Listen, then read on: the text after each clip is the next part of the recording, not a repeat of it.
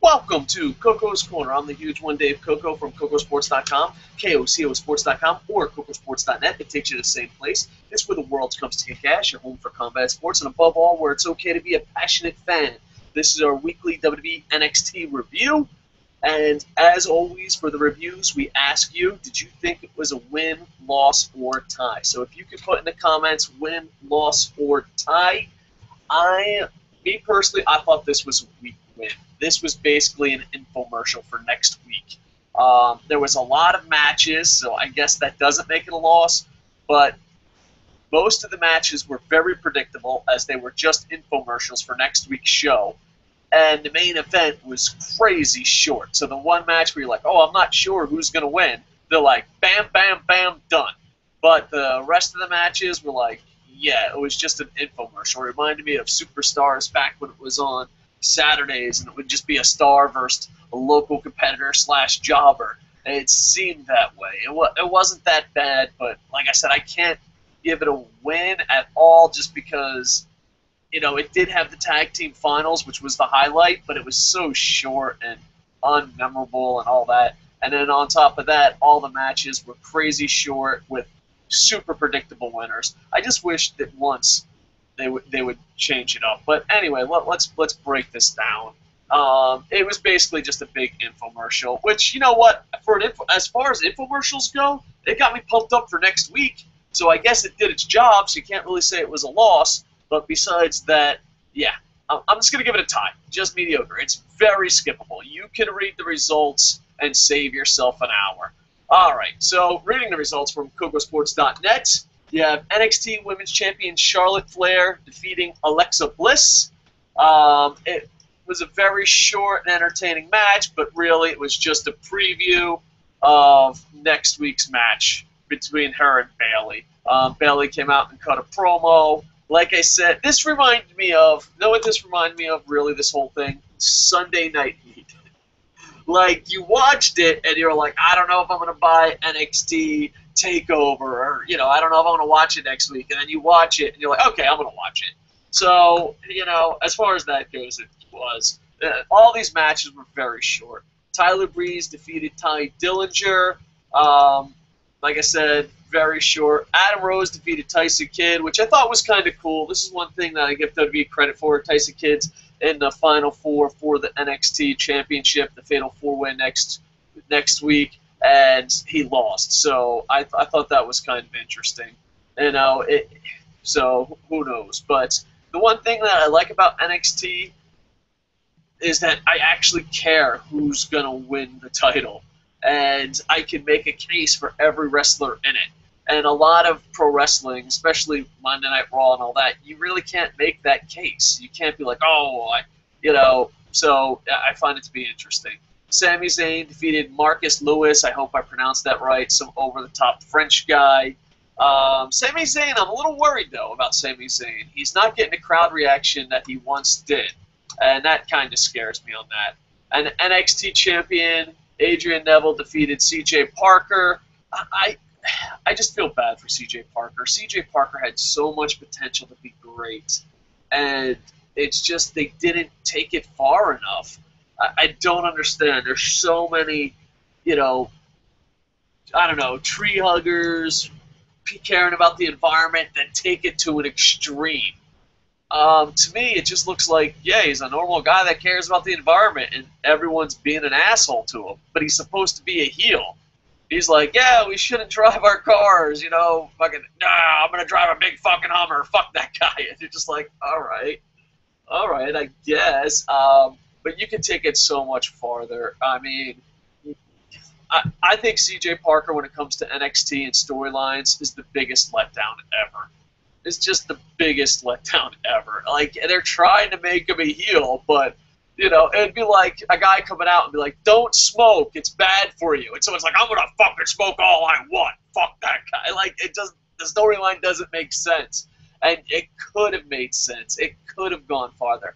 When C.J. Parker was just out in the crowd holding a sign, I was like, man, how great would it be if they pushed the envelope and they really went balls to wall, overpopulation, they could have hit so many controversial topics, and he could have been so extreme. He's not even that extreme. He's like, hey guys, maybe we should care about Mother Earth, and like WWE announcers are like, fuck that guy, fuck him good. It's just like, oh my god. Yeah, villain. I said this before. Villains and Captain Planet did, but Adrian Neville does, defeat him pretty easily, and bam, it sets up the four-way. The only highlight to me was Adam Rose defeating Tyson Kidd. As far as these matches go, everything about this was an infomercial. Watch NXT next week. The biggest fucking highlight for me, being a pro wrestling fan living in Japan, was they fucking promoted Kenta for this event the way we would want Kenta to be promoted. They called him an international superstar, makes his premiere next week. And I just lost my shit. I was like, thank you, Terry Funk, for not embarrassing him. Thank you, Terry Funk. Now, granted, it could be completely ruined in a week. It really can be completely ruined in a week. But the fact that they're advertising Kenta as this international superstar, oh my god, they just fucking won me over. I'm not gonna lie, I was completely scared the way they were gonna book him. And they could still fuck it up. But as far as, NXT, it's funny because NXT gives the fans what they want, and Raw, not so much. Watch NXT. But the way they promoted Kenta, they couldn't have promoted it any better. And to me, I just thank them. As a pro wrestling fan, living in Japan, I thank them, and hopefully it doesn't get ruined. But, I don't think so. I think, a lot of people compare him to the original Sin Cara, Mystico, because Mystico was the Michael Jordan of Lucha, and it just didn't work out. He didn't want to learn the language. He wasn't humble. He didn't go to NXT. I'm hoping that they learned their lesson, and that train wreck that was Mystico coming to WWE, they learned, and, hopefully Kenta can benefit from that. But I'm very excited to see how they book Kenta. And as far as step one, the contract signing in Japan, great job. As far as step two, advertising him for his premiere, great job. So that was great, and I just really appreciate it. So I fucking shit on WWE a lot, but you gotta give them props when they do something right. And then the main event, which I was looking forward to, but I don't know. I don't know if any of these guys can beat the Ascension. I really don't. We got Sin Cara and Kalisto defeat the Vaudevillains, and I don't know. I thought the match was way too short. I didn't think there was much hype to it. It was like the tournament felt flat to me. And then, do they even have a chance to beat them? I don't know. I don't know if the tournament worked for me. The fact that the tournament finals were over in a blink of an eye, that was kind of like, what the fuck? You could have eliminated half those matches. It would have been great. And granted, I'm playing backseat Booker, and I know a lot of WWE defenders like, don't ever do that. It's okay to be a backseat quarterback and analyze a Monday Night Football game, but God forbid if you analyze that. Oh, it's okay to fucking review movies. I don't know where some of these WWE fans come off, but in a perfect world, backseat booking here, I would have had both champions win easily, and then just have the tag team finals go a lot longer. That's it. I would have had Charlotte open the show, same exact way. The champion, fight, same exact way. Eliminate the other matches. Do the Kenta preview like they did. Great job. And then just had the tag title tournament just go a lot longer. It just seemed like, I'm here, and I'm going to be on a main event next week. Thank you.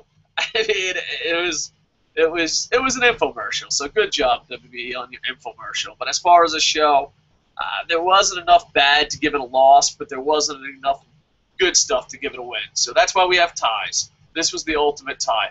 But like I said, you can definitely read the results and skip this one. Because a lot of ones want main event, NXT, the BC shows, which I do believe are better than Raw. I think Raw is the worst show WWE puts on.